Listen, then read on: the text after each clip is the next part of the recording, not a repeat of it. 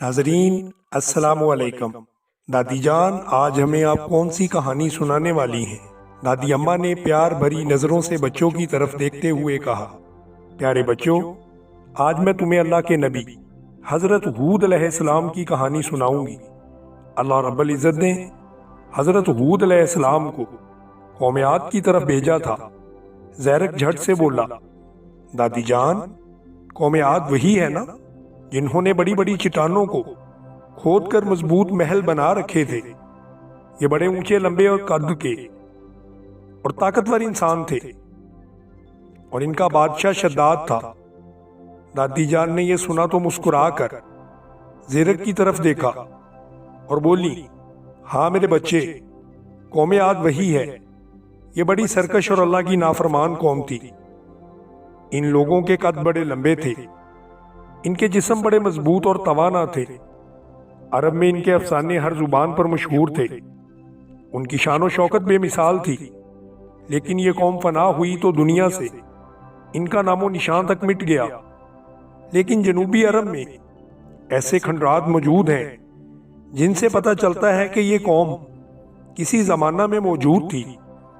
अब ये सारा इलाका रेगिस्तानी है। उस रेत में दलदले हैं जिनमें कोई चीज अगर जाए तो ऐसे गायब हो जाती है जैसे पानी में गायब हो गई हो। उस रेत का रंग सफेद है और ये बिल्कुल सफेद पाउडर जैसी है। यह इलाका आबादी से बिल्कुल खाली और बियाबान है।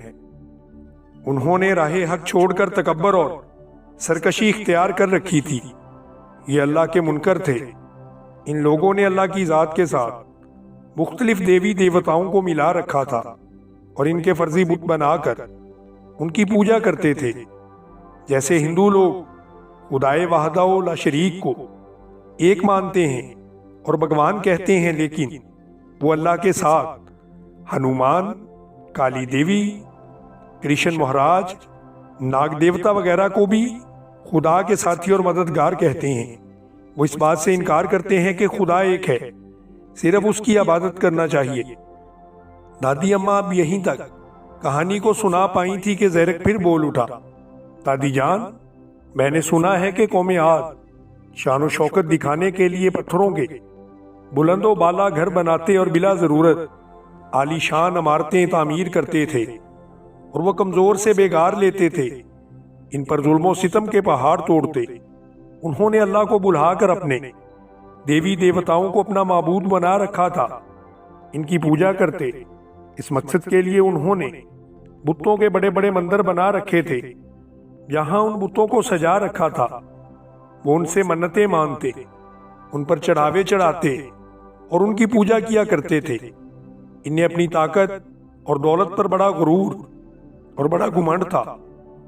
जब अल्लाह ने इनकी हिदायत के लिए हजरत हूद अलैहिस्सलाम को चुन लिया, माशाअल्लाह मेरे बेटे, तुम्हें तो बहुत कुछ मालूम है।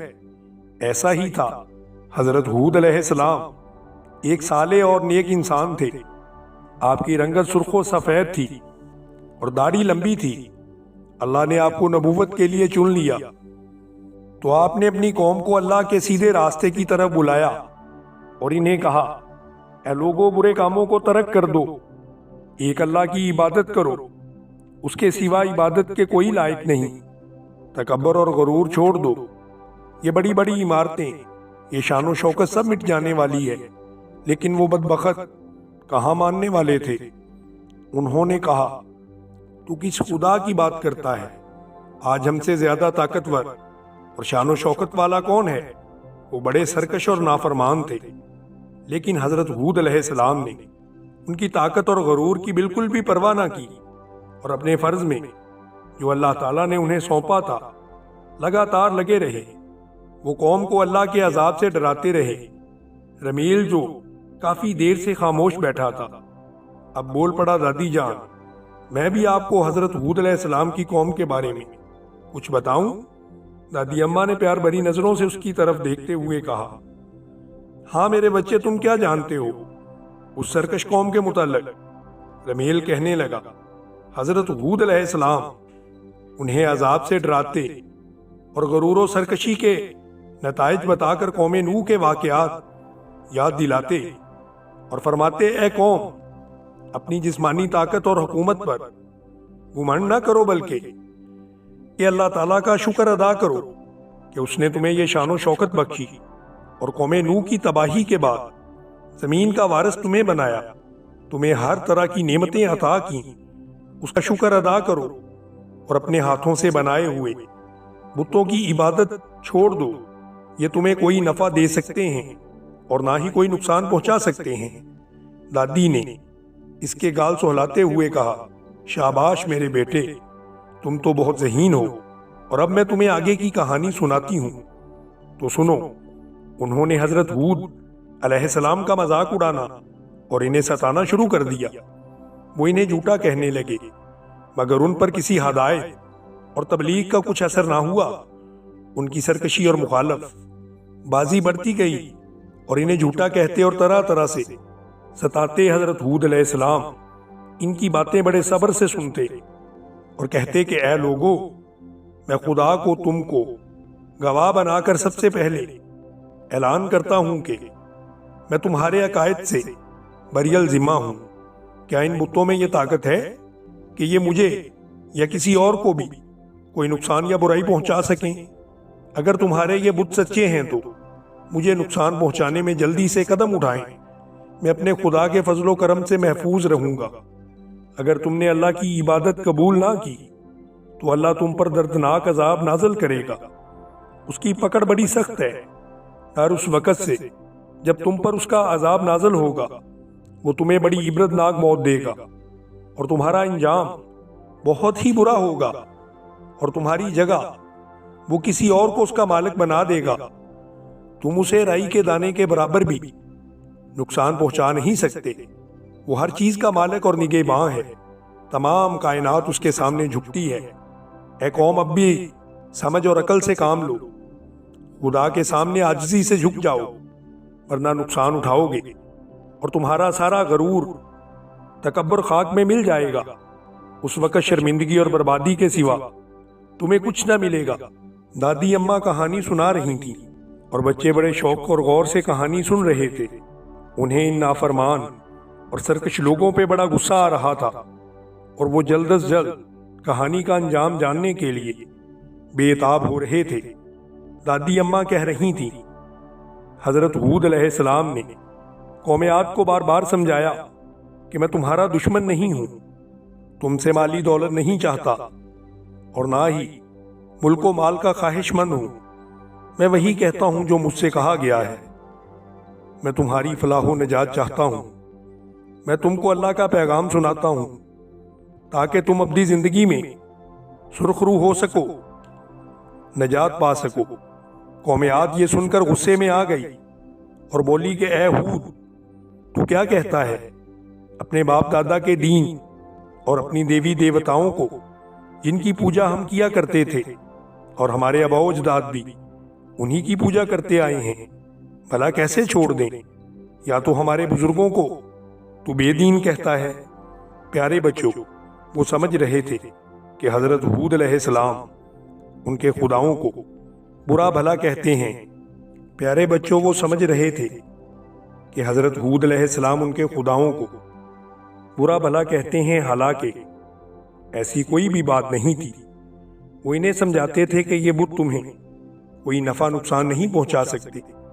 دادی اماں کچھ دیر خاموش ہوئیں تو رمیل بولا، دادی جان جلدی سے بتائیں پھر کیا ہوا؟ دادی اماں نے اپنی اینک درست کرتے ہوئے کہا، قوم عاد غصے میں آگ بگولا ہو گئی اور حضرت ہود علیہ السلام سے کہنے لگی، کیا تو ہمیں خدا کے عذاب کی دھمکی دیتا ہے اور ہمیں ڈراتا ہے؟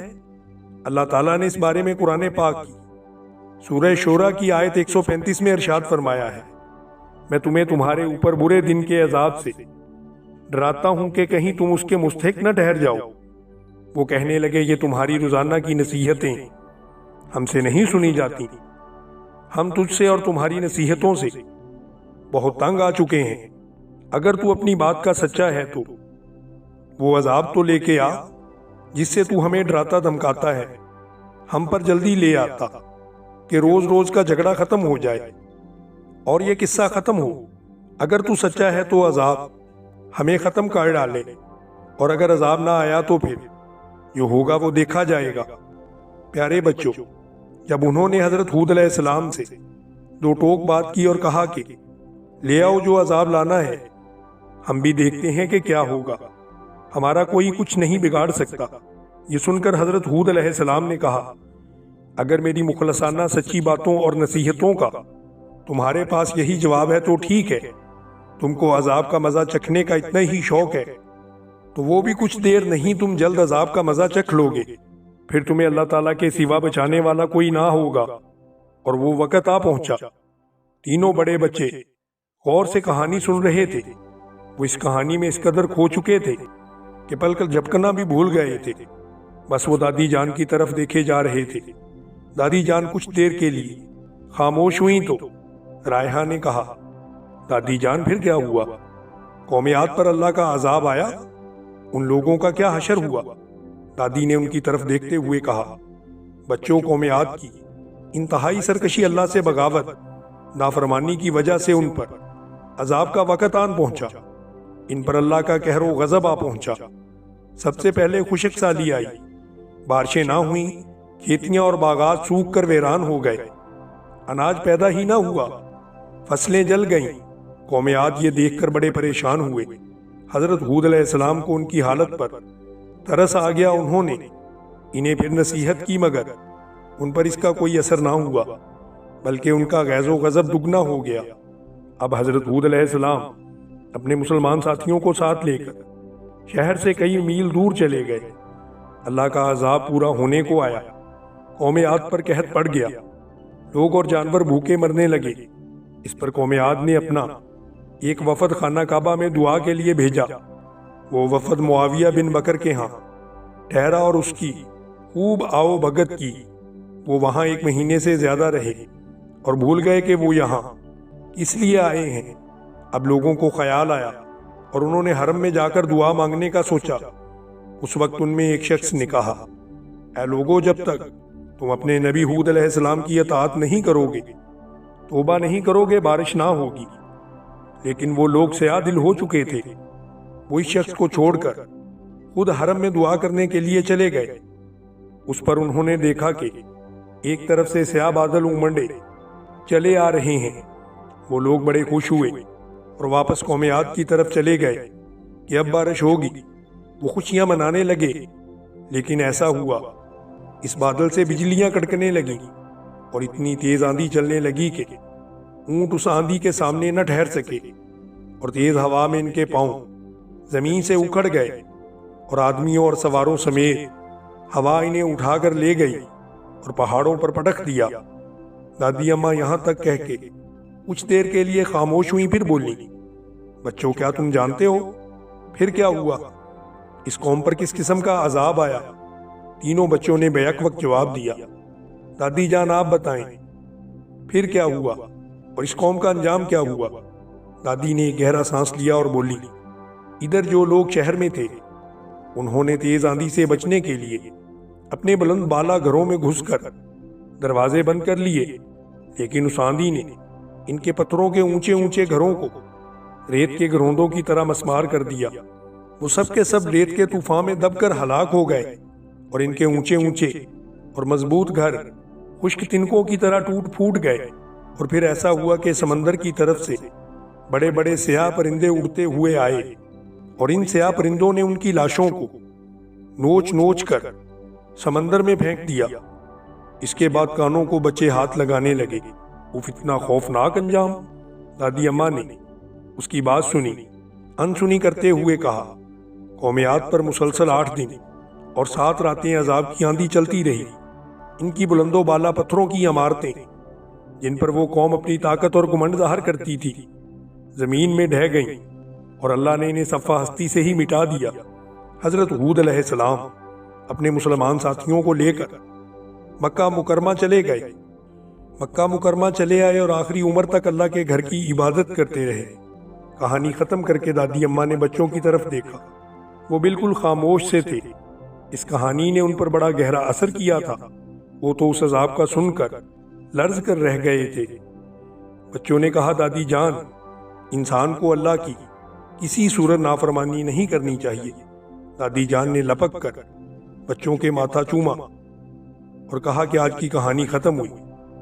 پیارے بچوں، اگر آپ کو ہماری کہانی پسند آئی ہو تو ہمارے ویڈیو کو لائک کریں اور ہمارے چینل کو سبسکرائب کریں۔